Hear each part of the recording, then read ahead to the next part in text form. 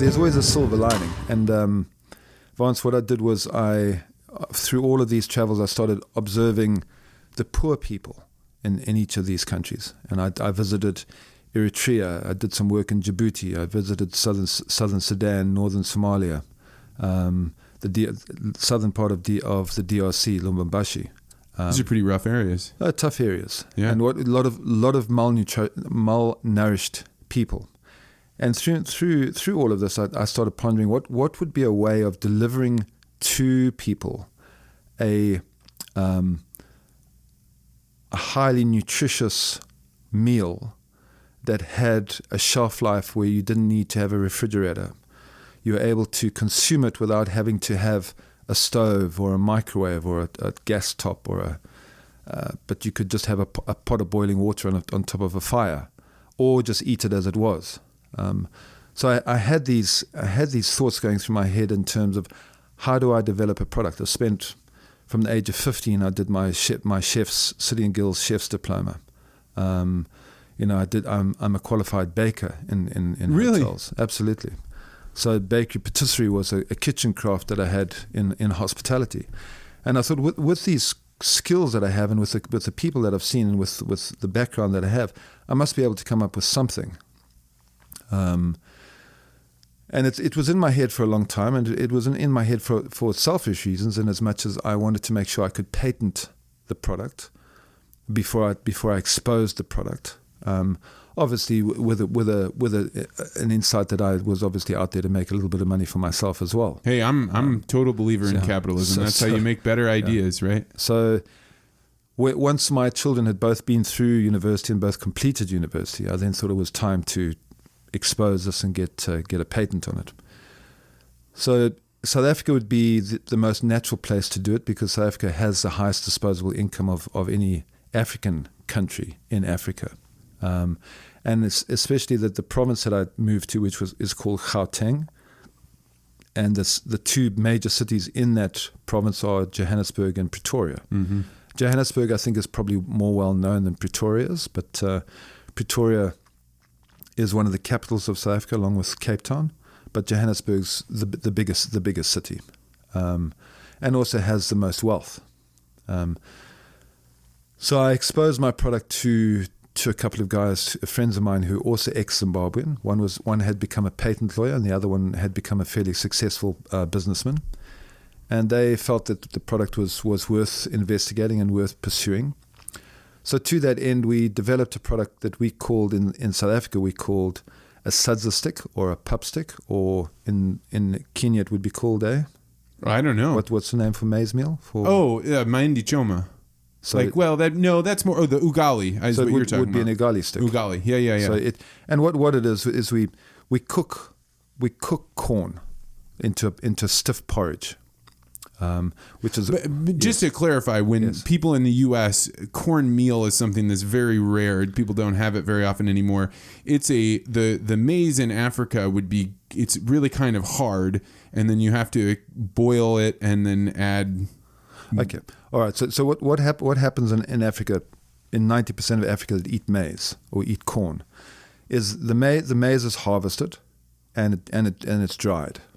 I guess the only thing I'm trying to describe, because people won't know, is that in the U.S. when you eat corn, you eat sweet corn, whereas in Africa you're eating it's corn, but it's different. It's a grain. It's almost like eating eating rice. Like eating rice. Yes. That's right. Yes. So what we do with this maize, with this corn, is we mill it. So we mill it down so it's like a powder, but it's a white powder, because 90% of the maize that we grow is white maize. The indigenous population does not like eating yellow maize; they like eating white maize. So we when it's dry, it becomes a grain, as you correctly say, and we then mill the grain like you can mill rice, or you can flour, mill it, any of those things. We mill them. Wheat is probably the easiest example here, because milled corn looks very much like flour. Mm-hmm. With that milled corn, we then cook it on the stove with water and a little bit of salt, and we cook it into a stiff porridge. Okay, that product is then called sadza or called pup, and that's then eaten with your hands, and you eat it, you take it in your hand, and you then put some relish on it, and you'd eat the relish and the maize meal together. Yeah, and my experience with ugali is one time I was with the Peace Corps, and we would eat ugali with every meal because the people oftentimes don't have enough food to be able to go to bed feeling full at night. So they eat this paste, and it has some calories in it, but it's not a lot, but they would eat it right before they went to bed so they could feel full. Yeah. And there was one time we were putting on a fancy dinner where we had goat and we had avocados and we had all these things. Yeah. And we get done with the meal and everyone is looking around saying, yeah, but where's the ugali? Because it's so central to their diet that they don't think of it as it is a core part of their culture. Yeah. So in terms, you're 100% right. In terms of the nutritional side of maize meal, it's your carbohydrate source. It's your complex carbohydrate source. And as a complex carbohydrate source, depending on how refined it is, like anything that we eat, depending on how refined it is, will depend on how empty those calories are or how nutritionally dense those calories become. If it's less refined, obviously through the fiber and through the lack of processing, the carbohydrate has more value to it. The more refined it gets, the less nutritional value it'll have. So yes, there could then be very empty calories, as you were saying earlier. Right. So what we do is we take the maize meal that's popular for the area.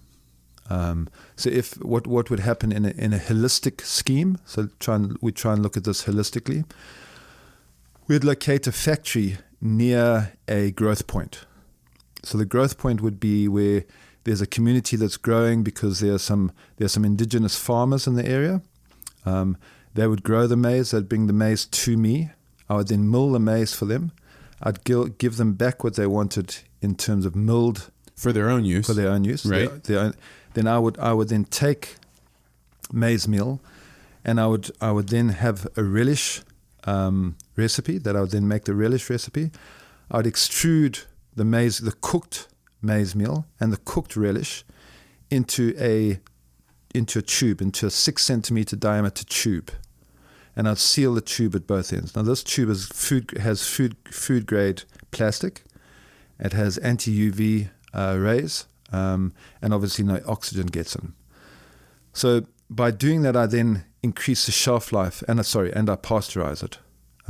So having these things in place reduces the amount of preservative or emulsifier that I have in there, and I get a 2 months unrefrigerated shelf life on a product that they are very, very knowledgeable about. It's already cooked? It's already cooked. This is this is amazing. It's a very good idea, and it follows along with an argument that I've tried to make here in the U.S., which is most people here have no concept of how much time it takes to make food. Because if you're making ugali, it's not like you get to go turn on the stove. No, you draw up water, maybe from a well if you're rich, but likely from a river somewhere far away. You bring that back. Then you've got to put this cold water on a pot, and it's not like you have some great high quality grade pot that you then put on a fire, or maybe a Jiko. Maybe you have a little bit of charcoal that somebody in your neighborhood makes. You boil that water, and then you put the ugali in it, and it takes a while. And it takes another half an hour. That's right.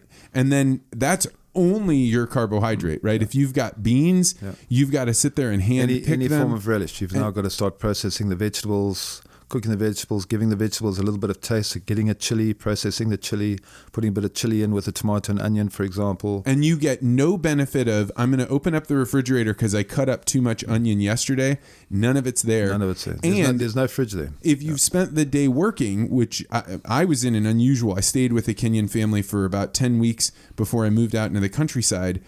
Both the mother and the father worked. Yes. So that did not start until after sunset. And you're like in my home that I was living in, they had a single light bulb and they could maybe have a lantern. But if you're doing this inside, you're now sitting with charcoal smoke going around in your house, one light. It is difficult. I mean, they get along fine. I don't want to say they're sitting there, just waiting for somebody to save them. However, if you were to offer them a product that they could have access to those calories without having to cook them, you would be giving them back years of their life. Yep. Literally. Absolutely. And it was with all of the sinking in place. So, for example, the guy, if he's a miner, if he's working all day in the mine, which is what a lot of, you go to southern DRC where Lubumbashi is, and you've got the big cobalt mines. You've got 40,000 people working those mines, each of those mines. No food. Right. And if you're not married, the best you're going to do is somebody happens to sit outside of where you're at and they're making the ugali themselves. Or you're eating something on the way home. Wow. Like a piece of fruit. Right. Okay, so what through all of these experiences, I had no idea this is what you did. This is very, very interesting. My retirement project. Thanks for checking out this podcast short. The rest of the interview is on my page, or you can listen to the audio version at the Vance Crowe Podcast.